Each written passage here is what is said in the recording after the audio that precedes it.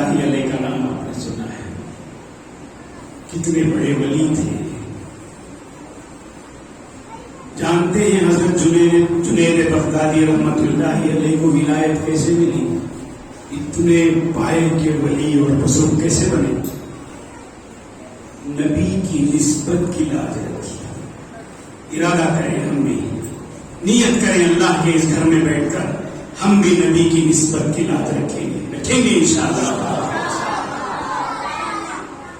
حضرت جنید بغدادی رحمت اللہ علیہ شاہی پہلوان تھے. بادشاہ کے دربار میں جو پہلوان ہوتے ہیں کرتب دکھانے کے لیے، جب گاؤں کا جلوس ہوتا یا عید کا دن ہوتا یا کوئی بھی شاہی دن ہوتا تو شاہی پہلوانوں کی کشتی کرائی جاتی. تو شاہی پہلوانوں میں حضرت جنید تھے، بڑے زبردست پہلوان. اس وقت کے رستم زماں حضرت جنید بغدادی. ابھی ولایت نہیں ملی تھی، عام انسان تھے، پہلوان تھے. بادشاہ کی جانب سے کشتی لڑتے تھے. بڑے سے بڑا پہلوان آ کر دعویٰ کر دیتا کہ مجھ سے کشتی کرائی جائے جنید کی، تو بادشاہ قبول کر لیتا. پوری عوام کو بلا کر اس دن میلہ لگا دیتا. حضرت جنید کی کشتی دیکھنے کے لیے لوگ دور دور سے آیا کرتے. ایک مرتبہ ایک بوڑھا آدمی، ضعیف، نحیف، کمزور، دبلا پتلا، اس نے بادشاہ کے دربار میں آ کر دعویٰ کر دیا کہ میری جنید سے کشتی کرائی جائے. بادشاہ حیران ہوا، تو کرنا، میرا شاہی پہلوان کرنا، تیری طاقت، تیری اوقات دے، پاؤں لڑکھڑا رہے ہیں تیرے دھوکے سے. منع کر دیا. پھر دوبارہ آئے، پھر کہا نہیں میں لڑوں گا. اور اس کی ضد کے آگے بادشاہ کو وہ کشتی لڑانی پڑی. میلہ لگا، کشتی کا جگہ طے ہوئی، سب لوگ جمع ہوئے، کشتی کا وقت آیا.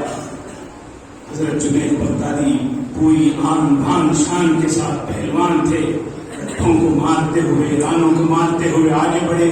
وہ بوڑھا لڑکھڑاتا آدمی حضرت جنید سے کہا ایک بات کہنا چاہتا ہوں، کان سامنے لاؤ. حضرت جنید بغدادی کان سامنے لائے تو اس کے کان میں آہستہ سے اس بوڑھے نے کہا کہ میں حضور کی آل میں سے ہوں، میں سید ہوں، میں بڑا پریشان ہوں، فاقے ہیں، محتاج ہوں. آج تم ہار جانا، مجھے بادشاہ انعام دے گا، اس انعام سے میری محتاجگی، میرا فقر و فاقہ دور ہو جائے گا. حضرت جنید نے اتنا سنا تھا. اس بوڑھے آدمی نے ابھی ہاتھ بھی نہیں اٹھایا، حضرت جنید چت پڑ گئے. ہاتھ ہی نہیں آزمایا، بادشاہ ماننے کے لیے تیار نہیں. ارے یہ بوڑھا آدمی میرے جنید کو کیسا ہرا سکتا ہے، دوبارہ کرائی جائے. دوبارہ کرایا، دوبارہ بھی حضرت جنید چاروں شانے چت ہو گئے. بادشاہ ماننے کے لیے تیار نہیں. تیسری مرتبہ لڑائی کیا تو اس بوڑھے آدمی نے حضرت جنید کو گرا دیا. گرا کر چاروں شانے چت کر دیے اور ہاتھ کھڑے کر دیے جیسے جیت کے ہاتھ کھڑے کرتے ہیں. بادشاہ نے جنید کو بلایا کہ یہ تو ناممکن تھا، آج کیا بات ہوئی ہے، کیوں ایسا ہوا ہے؟ آج میری برسر عام جو ذلت و رسوائی ہوئی کہ شاہی پہلوان آ گیا، 3 مرتبہ تم نے مجھے رسوا کیا، ذلیل کیا، کیا بات ہو گئی تھی؟ تو سارا معاملہ حضرت جنید نے سنا دیا کہ میں نے صرف اس نسبت کی لاج رکھ لی. اس نے اپنی زبان سے کہا کہ میں سید ہوں، میں آل رسول میں سے ہوں، میں محمد کی اولاد میں سے ہوں صلی اللہ علیہ وسلم. میری ہمت نہیں ہوئی اس کے ہاتھ اٹھانے کی، اس لیے میں آج ہار گیا. میں اس ہار کو اپنی جیت سمجھتا ہوں. بادشاہ نے ان کو رہا کر دیا. اس ذمہ داری سے، اس نوکری سے وہ برخاست ہو گئے، نکال دیے گئے. رات میں رسول اللہ صلی اللہ علیہ وسلم کی زیارت ہوئی. بشارت میں اللہ کے نبی نے فرمایا شاباش ہے جنید، شاباش ہے جنید، تم نے ہماری لاج رکھی، آج ہم تمہاری لاج رکھیں گے. اللہ سے میں دعا کرتا ہوں کہ اللہ تمہارے سر پر ولایت کا تاج رکھے. صبح اٹھے دنیا بدل چکی تھی، دل کی کایا پلٹ چکی تھی، جنید نہ رہے تھے، جنید بغدادی سید الاولیاء سید الطائفہ بن چکے تھے. یہ تھی نسبت کی، نبی کی نسبت کی لاج رکھنے کی برکت. مجھے اور آپ کو اس نسبت کی لاج رکھنے کے لیے پہاڑوں کی چوٹیوں پر جانے کی ضرورت نہیں ہے، سمندروں میں غوطے لگانے کی ضرورت نہیں ہے، ہواؤں میں اڑنے کی ضرورت نہیں ہے. مجھے اور آپ کو اس عظیم الشان نبی کی نسبت کی لاج رکھنے کے لیے اتنا کرنا ہے، نبی نے جو کرنے کا حکم دیا اسے بجا لانا ہے، اور نبی نے جس سے منع کر دیا اس سے دور ہو جانا ہے. یہی نبی کی نسبت کی لاج کریں گے انشاءاللہ. آج اللہ کے اس مبارک گھر میں بیٹھ کر آپ نے جو اللہ سے وعدہ کیا ہے، اللہ اس وعدے کو وفا فرمائے، اللہ اس وعدے کو پورا فرمائے، اللہ آپ کی مدد فرمائے، اللہ ان تمام احکام سے، ان تمام طریقوں سے ہمیں محبت نصیب فرمائے جو آقا کے حوالے سے ہمارے تک پہنچے. کبھی ہم اگنور نہ کریں، کبھی ہم لائٹ نہ لے لیں. عام طور پر لوگ کہتے ہیں او نبی کا طریقہ لیکن فرض نہیں نا، بولتے ہیں نہیں بولتے ہیں. ان کو ڈرنے کی ضرورت ہے، ان کو نسبت کی لاج کی قدر نہیں ہے. جو یہ کہتے ہیں کہ ناجائز تو نہیں ہے نا، حرام تو نہیں ہے نا، یہ جو کہتے ہیں نبی کا عمل سامنے آئے اور نبی کی محبت کا تقاضا ہے کہ میں اس عمل کے لیے، نبی کی اس ادا کے لیے پوری دنیا کو ٹھوکر مار دوں اور نبی کی اس عزت کی، اس لاج کی قدر کر لوں، اس ادا کو میں اپنی زندگی میں اختیار کروں. یہ ہوتی ہے نبی سے محبت. ورنہ نبی کی محبت میں محض دعویٰ کافی نہیں ہے. ہم سب دعویٰ تو بڑا زور سے کرتے ہیں، محبت ہے. محبت دکھانے کا وقت کب آتا ہے؟ جب عمل سامنے آتا ہے. عمل سامنے نہ ہو محبت کا دعویٰ بیکار ہے، جھوٹا ہے. وہ جو نبی کی محبت کا دعویٰ کرے اور نبی کے چہرے سے اسے محبت نہ ہو، جھوٹا ہے وہ انسان جو نبی کی محبت کا دعویٰ کرے اس کا لباس نبی جیسا نہ ہو. جھوٹا ہے وہ انسان جو نبی کی محبت کا دعویٰ کرتا ہے اس کی زندگی میں نبی کے طریقے اور نبی کی سنتیں نہ ہو. مسواک کتنی عظیم سنت ہے، بتاؤ کتنوں کے جیب میں مسواک ہے؟ دکھا کو دکھاوا دکھا. بعض لوگ خلوص سے نہیں دکھاتے، یہ دکھا رہے تو اتنے اللہ کے لیے نہ میں کر رہا ہوں، تم نہ نہیں کو دکھاؤ. ٹھیک ہے، جو خلوص سے نہیں دکھانا چاہتے ہیں وہ اپنے جیب میں ہی رکھے. مسواک اتنی بڑی سنت.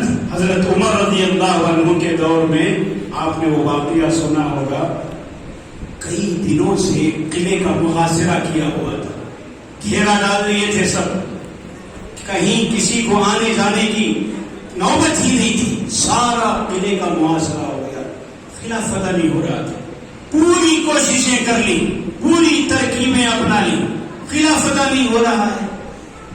حضرت عمر رضی اللہ عنہ کو چٹھی لکھی کہ حضرت اتنے دن ہو گئے، پتہ نہیں کیا پریشانی ہے، خلاف فتح نہیں ہو رہا. تو کیا جواب دیا حضرت عمر رضی اللہ عنہ؟ تلوار ذرا تیز کرو، لاننا تیز کرو. نہیں بولے لاننا تیز کرو، دیکھو کون منڈ ہو رہے گا. کیا بولے حضرت عمر رضی اللہ عنہ؟ دیکھو تمہاری زندگی میں کوئی سنت چھوٹ رہی ہوگی. کہاں تھی نگاہ حضرت عمر کی؟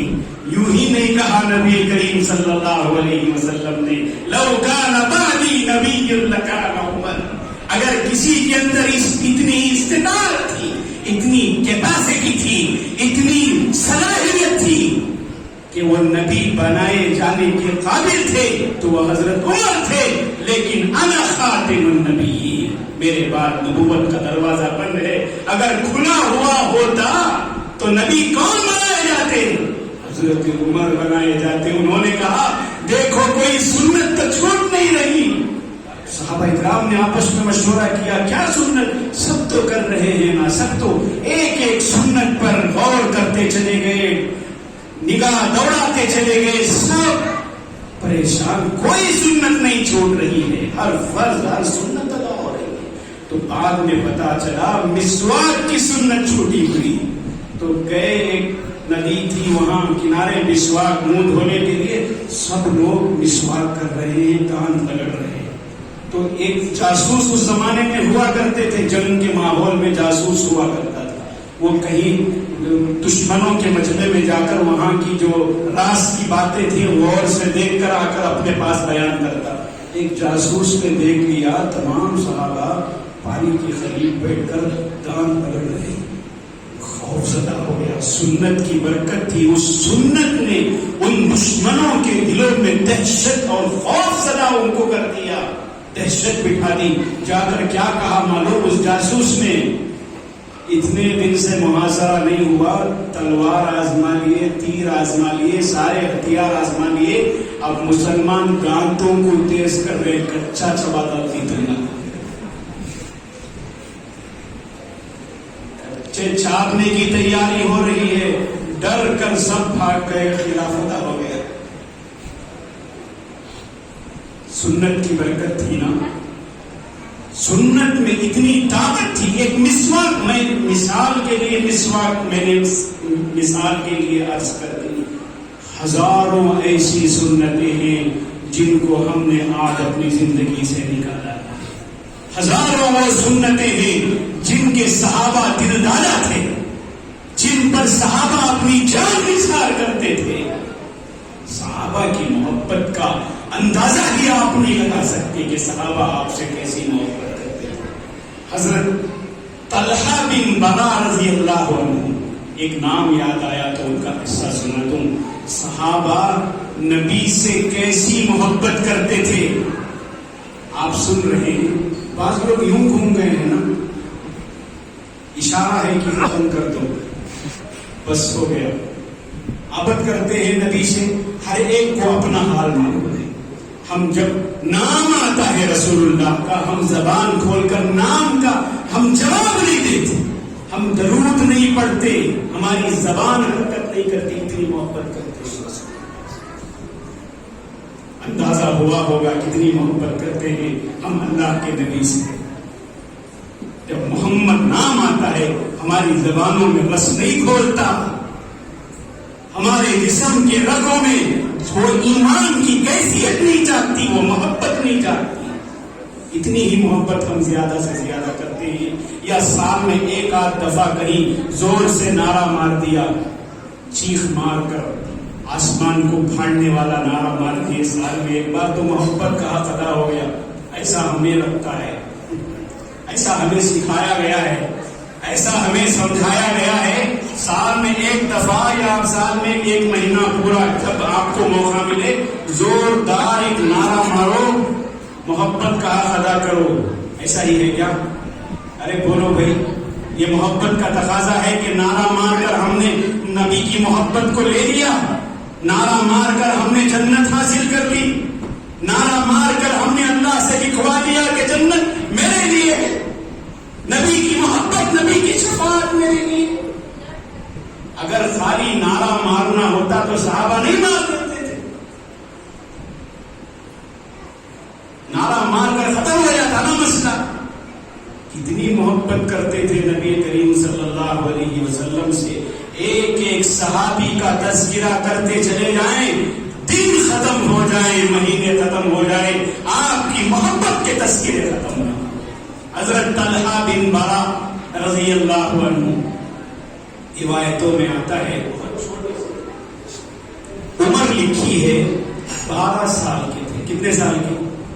12 سال. اب ہم اپنا محاسبہ کریں، میں 40 سال کا، میں 50 سال کا، میں 20 30 35 60 70 جتنے احباب یہاں اللہ کے گھر میں بیٹھے، ہم سب نبی کی محبت کو اس 12 سال کے بچے کی محبت کے ساتھ موازنہ کر کے دیکھیں، کریں گے انشاءاللہ. حضرت طلحہ چھوٹے تھے تو اللہ کے نبی ان کو بلاتے فلاں کام کے لیے، فلاں کام کے لیے. چھوٹے بچوں کو ہم لوگ جا پانی لے لے جاتے ہیں، یا سودا لے لے جاتے، فلاں آدمی کو بلا لے گا، ابا کو بلا لے گا بھائی. تو چھوٹے بچوں کو عام طور پر کام کے لیے بولتے ہیں، تو ان کو بھی نبی کریم صلی اللہ علیہ وسلم چھوٹے موٹے کام دیتے تھے. اور صحابہ کی مجلس میں بیٹھ کر ان کی بڑی تعریف کرتے کہ طلحہ بڑا اچھا بچہ ہے. کیا بولتے تھے؟ طلحہ بڑا اچھا بچہ ہے. صحابہ نے پوچھا حضرت ایسی کیا خصوصیت ہے اس بچے میں کہ آپ اتنا پیار کرتے ہیں اس بچے سے, اتنی محبت کرتے ہیں, آپ کہتے ہیں ہمیشہ اس کا تذکرہ ہوتا ہے, کیا ایسا خاص ہے اس کے پاس؟ تو رسول اللہ صلی اللہ علیہ وسلم نے فرمایا کسی دن موقع ملے گا تو بتاؤں گا طلحہ کون ہے. ایک موقع تھا, آپ راستے سے گزر رہے تھے, طلحہ راستے میں آئے اور آپ کے پیر چومنے لگے اور کہا یا رسول اللہ صلی اللہ علیہ وسلم کوئی کام مجھے دیجیے, میں کرنا چاہتا ہوں. تو اللہ کے نبی نے پوچھا میں جو بولوں گا وہ کرو گے؟ ہاں آپ جو بولیں گے میں وہ کرنے کے لیے تیار ہوں, آپ جس بات کا بھی حکم دیں گے میں کرنے کے لیے تیار ہوں. پوری محبت اور جذبے سے کہا حضرت اللہ نے. تو اللہ کے نبی حضرت صلی اللہ علیہ وسلم نے فرمایا جاؤ اپنے باپ کا سلام کرو. روایتوں میں آتا ہے حضرت علی رضی اللہ عنہ وہاں کھڑے ہوئے تھے, ان کے نیام میں تلوار تھی, تلوار نکالی اور دوڑ پڑے باپ کا سلام کرنے کی. تو رسول اللہ صلی اللہ علیہ وسلم نے کہا روک لو اسے, روک لو, کہیں یہ گردن کاٹ دے گا, اتنی تیزی سے بھاگ رہا ہے میرا حکم ماننے کے لیے, پکڑو اسے, جلدی پکڑو ورنہ یہ باپ کی گردن اڑا. جلدی صحابہ کرام دوڑے ان کو پکڑ کر لائے کہ میں دکھانا چاہتا تھا ان صحابہ کو کہ طلحہ کون ہے. میرے حکم پر مر مٹنے والا اپنی باپ کی گردن تک کاٹنے کے لیے تیار. پوچھا نہیں کیوں, میرا باپ ہے, کیوں کاٹنے کا حکم دیا؟ نہیں, نبی کی زبان سے نکل گیا تو نکل گیا, میں کر دیا. اللہ کا کرنا ایسا تھا کہ چھوٹی ہی عمر میں بیمار پڑ گئے حضرت طلحہ. آپ حضرت طلحہ کی عیادت کو تشریف لے جاتے تھے, اس بچے کی, اس نوجوان کی عیادت کے لیے جاتے تھے, بار بار جاتے آتے تھے. ایک مرتبہ عیادت کے لیے تشریف لے گئے تو ان کے والد کے کان میں کچھ کہا اور آپ چلے گئے. حضرت طلحہ بیمار تھے, انہوں نے پوچھا ابا جان کیا کہا رسول اللہ صلی اللہ علیہ وسلم نے؟ تو ان کے ابا نے کہا کہ تیری بات نہیں ہے, کچھ اور بات ہے. نہیں بتاؤ کیا کہا آپ نے؟ نہیں بیٹا تیری بات نہیں تھی, کچھ اور بات تھی. انہوں نے ضد کی تو ان کے ابا نے کہا کہ آقا نے کہا کہ آج تیرا انتقال ہو جائے گا, آج اسی مرض میں تیری وفات ہو جائے گی, تو اس دنیا سے چلا جائے گا. اور کہا کہ جب یہ دنیا سے چلا جائے, وفات پا جائے تو مجھے خبر کرنا, میں اس کی جنازے کی نماز پڑھاؤں گا. تو حضرت طلحہ کتنی محبت تھی حضرت طلحہ کو رسول اللہ صلی اللہ علیہ وسلم سے. کہا ابا جان آقا کو مت بھولنا. پریشان ہو گئے, تو ان کے لیے جان نثار کرتا ہے, اتنی زیادہ تیرے اندر, تو نہیں چاہتا کہ اللہ کی نبی تیری نماز جنازہ پڑھائے؟ تو حضرت طلحہ نے جواب دیا نہیں ابا جان, بات یہ نہیں ہے, میری اب وفات ہو جائے, رات کا وقت ہوگا, جس گلی سے آپ گزر کر میرے گھر کو آئیں گے وہ یہودیوں کی گلی ہے, خدا نہ کرے, اللہ نہ کرے یہودی آپ کو تکلیف پہنچا دیں, آپ اپنے گھر میں آرام کریں. مجھے یہ بات پسند ہے کہ آپ کو ذرا برابر بھی تکلیف ہو, جس گلی سے آپ گزریں گے رات کا وقت ہے, کوئی جانور آپ کو تکلیف نہ دے دے, کسی یہودی کی جانب سے آپ کو تکلیف نہ پہنچ جائے. آپ گھر میں اطمینان کریں, آرام سے سوتے رہیں, مجھے زیادہ پسند ہے. آپ خود میری جنازے نماز پڑھ کے مجھے دفن کفن کر دیں, اللہ کے نبی کو نہ بلائیں. تو وصیت تھی, بار بار اصرار کیا, تو اس وصیت پر عمل کیا, باپ نے نہیں بلایا. انتقال ہوا, تجہیز و تکفین ہوئی, دفن کر دیے گئے. صبح جب ان کے والد حضور کی خدمت میں پہنچے ہیں تو حضور نے کہا, اللہ نے سارے احوال بتا دیے تھے رسول اللہ صلی اللہ علیہ وسلم کو, ان سے شکایت کی ان کے والد سے, کیوں نہیں بلایا؟ بلا لیتے مجھے. میں نماز جنازہ پڑھا تھا طلحہ کی، میری یہ پسند تھی، میں اس بات کو زیادہ پسند کرتا تھا میرے طلحہ کی جو نماز جنازہ میں پڑھا تھا. کیوں نہیں بلایا؟ ڈانٹا، ناراض ہوئے. پھر کہا چلو مجھے طلحہ کی قبر کے پاس لے کر چلو. تو ان کے والد ان کے بیٹے کی قبر کے پاس لے کر گئے. آپ وہاں جانے کے بعد دعا فرمائی حضرت طلحہ کے لیے. دعا کے جملے حدیث میں ہیں. رسول اللہ صلی اللہ علیہ وسلم نے فرمایا اے اللہ اس میرے طلحہ پر نرمی کا معاملہ کرنا. یہ مجھ سے بڑا محبت کرتا تھا، یہ بے پناہ مجھ سے محبت کرتا تھا، میرے طلحہ پر نرمی کا معاملہ کرنا. قیامت کے دن یہ طلحہ جب تجھ سے ملاقات کرے گا اس حال میں طلحہ کی ملاقات ہو کہ تو طلحہ کو دیکھ کر مسکرا رہا ہو، طلحہ تجھے دیکھ کر مسکرا رہے ہو. کتنی بڑی بات تھی، کتنی بڑی دعا تھی. یہ محبت تھی صحابہ کی. میں نے ایک 12 سال کے چھوٹے سے بچے کی محبت کا تذکرہ کیا. ایک جلیل القدر صحابی، اعلیٰ صحابہ حضرت ابو بکر کی محبت کا کیا موازنہ، حضرت عمر کی محبت کا کیا موازنہ، حضرت عثمان ذی النورین، حضرت علی مرتضیٰ کی محبت کا کیا موازنہ. میں نے 12 سال کے بچے کی محبت کا تذکرہ کیا.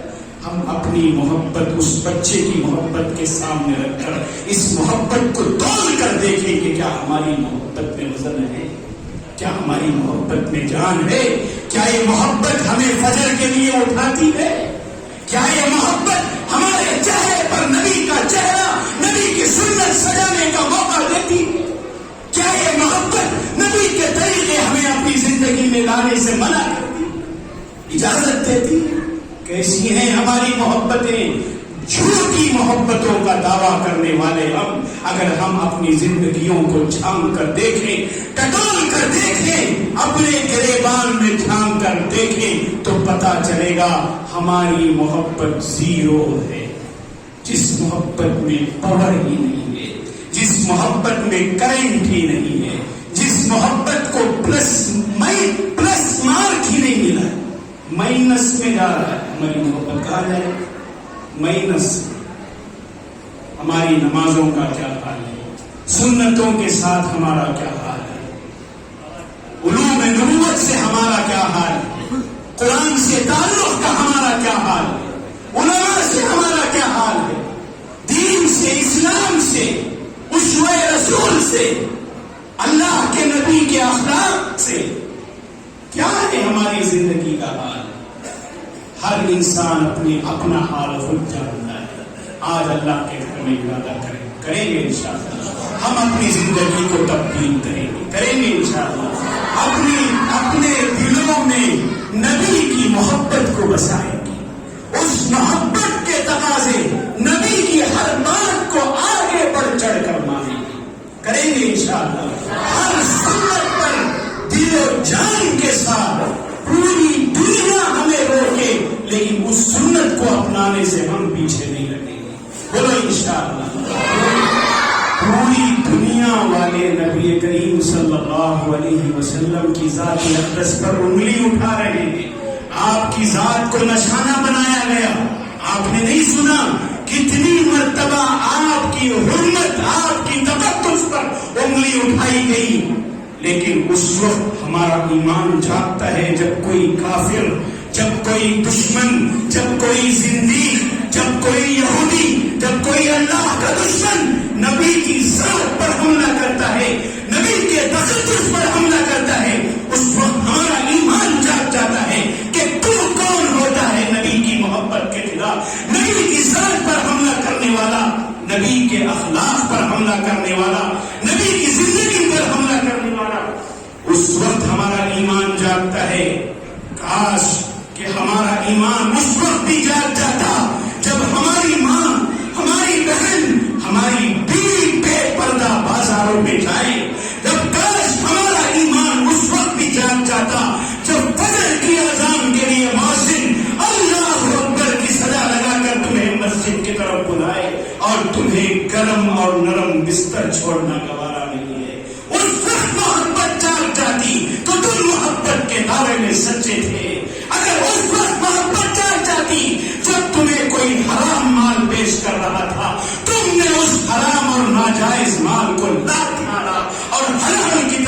آگے بڑھے، حرام خواہشوں کی طرف آگے نہیں بڑھے، تمہاری نگاہ غیر محرم کی طرف اٹھتی ہوئی جھک گئی، نبی کی نسبت کی تم نے لاج رکھی، ایمان نے تمہیں بچایا، اس وقت تمہارا ایمان جاگ جاتا، جب غیر محرم کو تم دیکھ رہے تھے اس وقت تمہارا ایمان جاگ جاتا، جب تم اپنے بیٹے اپنی بیٹی کے نکاح میں ڈانس کروا کر نچوا رہے تھے، بینڈ باجا بجوا رہے تھے، بے پردہ عورتوں کو لے کر جا رہے تھے، کہاں گیا تھا اس وقت ایمان؟ کہاں گئی تھی اس وقت غیرت؟ کہاں گئی تھی اس وقت شرم؟ جنازے نکل گئے تھے اس وقت لب پر کچھ نہیں آتا، پیشانی پر ماتھے پر چھریاں نہیں آتی، اس وقت دل پشیمان پریشان نہیں ہوتا، جب اللہ کا حکم ٹوٹ رہا تھا، نبی کا طریقہ ٹوٹ رہا تھا، ان کی مبارک سنتوں کی دھجیاں اڑائی جا رہی تھی، اور تم خوشی خوشی آنکھ پھاڑ کر اس سنت کی دھجیاں اڑتے ہوئے دیکھی تھی، اس وقت تمہارا ایمان مر گیا تھا۔ کیا یہ بات غور کرنے کی نہیں ہے؟ کیا یہ بات اپنے دلوں میں اتارنے کی نہیں ہے؟ کیا یہ بات زندگی میں لانے کی نہیں ہے؟ ہمارا ایمان ہر وقت جگے جب اللہ کا حکم ٹوٹے، ہمارا ایمان ہر وقت اس وقت جگے جب نبی کی سنت کا مذاق اڑے، جب میری زندگی میں مجھ سے سنت چھوٹنے لگے، میرا ایمان جاگ جائے، اس وقت جیسے جاگتا ہے جب ایک کافر اور زندیق اور ایک دشمن نبی کی ذات پر حملہ کرتا ہے، تو جب ہمارا جوش ایمانی جاگتا ہے اس وقت بھی جاگے جب مجھ سے کوئی سنت چھوٹ رہی ہوتی، اس وقت وہ ایمان مجھے جگائے، مجھے اٹھائے، مجھے خبردار کرے، خبردار یہ تیرے نبی کی سنت تھی، کیسے تو نے اسے جانے دیا، کیسے تو نے اپنی زندگی سے اس سنت کو بے دخل کیا۔ وہ ایمان جگائے، وہ ایمان سنت پر ثابت قدم رکھے، وہ ایمان موت کی آخری سانس تک تمہیں سنت پر چلا دے، وہ ایمان ہے، وہ